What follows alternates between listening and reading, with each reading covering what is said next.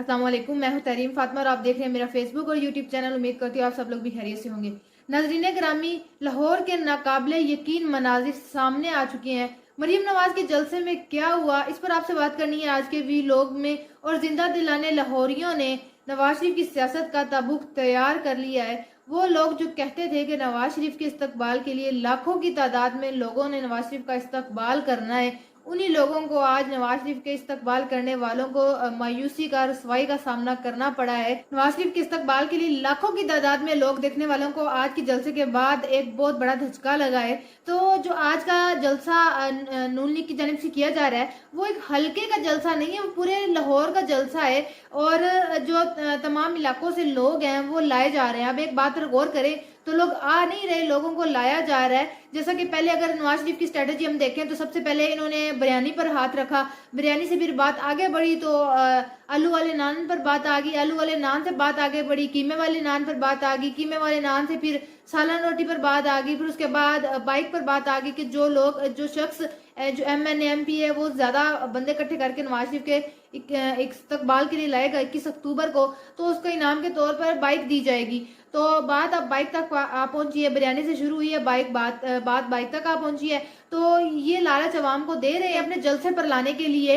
अब बात इससे भी नहीं बननी, अवाम में अब पागल नहीं रही, अवाम में बहुत शऊर आ गया है। तो बात अगर आप उम्र के पैकेज पर ले जाए तो फिर कोई बात बन सकती है कि अवाम आपके जलसों पर आए। जलसा के अंदर के मामलात की बात की जाए तो इंतहाई मायूस कुन मामलात है। पर एक तरफा बात भी करें तो नून लीगियों की जो सियासत है वो तकरीबन अब खत्म हो चुकी है और नवाज शरीफ के हाथ से सियासत जा चुकी है। अब नून लीगियों का इक़्तिदार में आना या अवाम का नवाज शरीफ को वोट देना, नवाज शरीफ को सिलेक्ट करना, नवाज शरीफ को चौथी बार वजीर आजम बनाना, वो इंतहाई मुश्किल नजर आ रहा है। उसके बाद साथ ही साथ बिलावल भुट्टो साहब ने भी आज एक स्टेटमेंट दी है नून लीग के हवाले से और कहा है कि और नवाज शरीफ की आमद के हवाले से, उनकी इस्तकबाल के हवाले से नून लीग की तैयारियों पर तहफ़्फ़ुज़ात का इजहार किया और कहा है कि नून लीग की हुकूमत में जो लोग गुजरा थे वो नजर नहीं आ रहे। या साहब की आमद पर पेनाफ्लेक्स लगने चाहिए थे और नहीं तो वॉल चौकी ही होती, लेकिन मजा नहीं आ रहा। नून लीग के साबिक गुजरा को मजीद मेहनत करना होगी।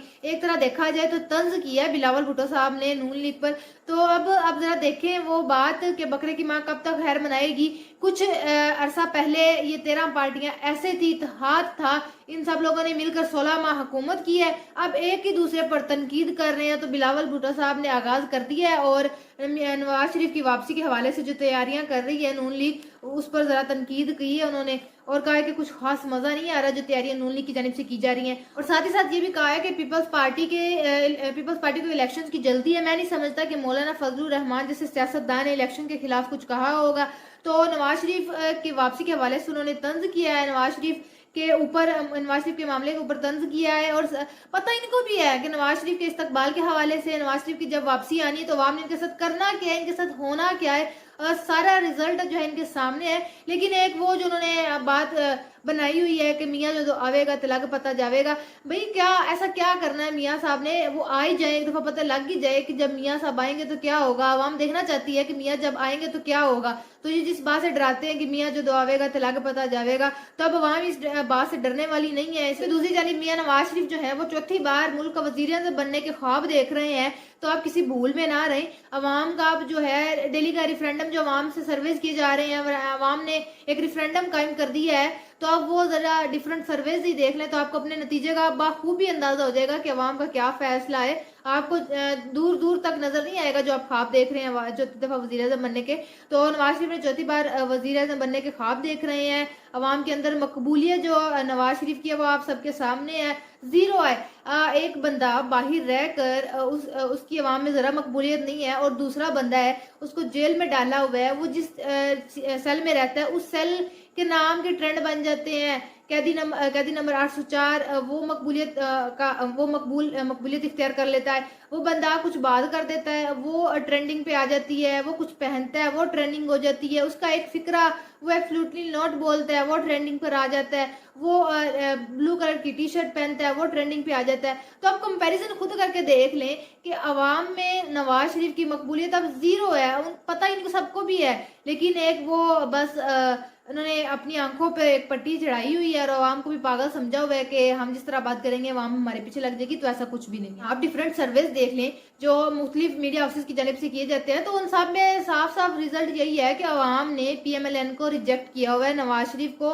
जितनी महंगाई है, अभी जैसे ही मियां नवाज शरीफ की वतन वापसी के हवाले से खबर आई थी तो लोगों से मुख्तलिफ डिफरेंट सर्वेस किए गए थे, तो जिसमें उन्होंने बोला था कि जो बड़े भाई हैं वो पहले मुल्क को लूट कर बाहर चले गए थे लंदन, उसके बाद छोटे भाई आए। किस्तों पर आ रहे ना कि पहले बड़े भाई ने मुल्क को लूटा, उसके बाद छोटे भाई मुल्क में आए 16 माह के लिए, 16 माह में उन्होंने मुल्क को लूटा, फिर सारा का सारा जो खानदान है वो बाहर चला गया, अब बड़े भाई फिर वापस आ रहे हैं।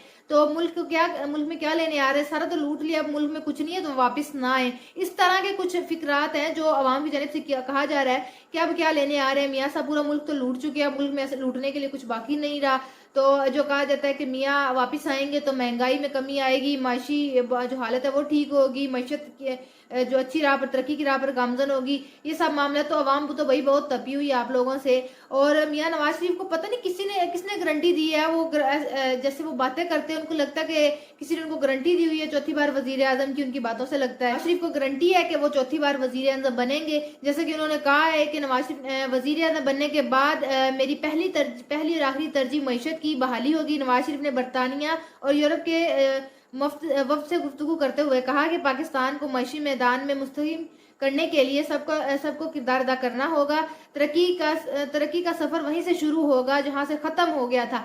तो यहाँ पर अब सवाल नून लीग के लिए, नवाज शरीफ के लिए कि कौन से तरक्की के सफर की ये बात कर रहे हैं। तरक्की का सफर जहां खत्म हुआ था वहीं से शुरू करेंगे, तो क्या आप एक दफा आवाम को बताने की जहमत करेंगे कि कौन से तरक्की के सफर की बात आप कर रहे हैं, कि जो तरक्की का सफर जहां रुका था वहीं से स्टार्ट करेंगे। उसके बाद बोला कि अवाम वोट की ताकत से एहतसाब करेंगे, पाकिस्तान को मुआशी बदहाली, महंगाई और बेरोजगारी से निकालेंगे। तो ये चंद बातें नवाज शरीफ की जानिब से की गई थी। तो जो लोग बल्कि जो लोग नहीं, सबको ही बेताबी से इंतजार है मियाँ साहब की वापसी का।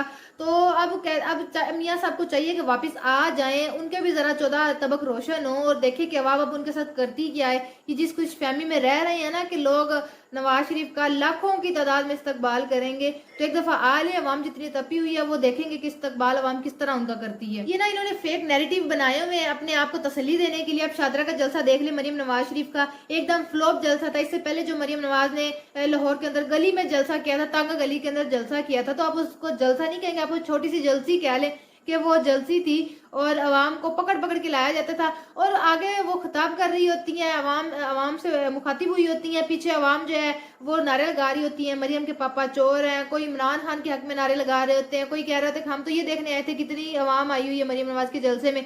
तो ये हाल है इनके जलसों का। इसी के साथ आज के व्लॉग के लिए इतना ही। इसके साथ वीडियो को भी जरूर लाइक कर दीजिएगा, चैनल को भी जरूर सब्सक्राइब कर दीजिएगा। आपसे इंशाल्लाह मुलाकात होगी अगले व्लॉग में, तब तक के लिए इजाजत दीजिए। अल्लाह हाफिज।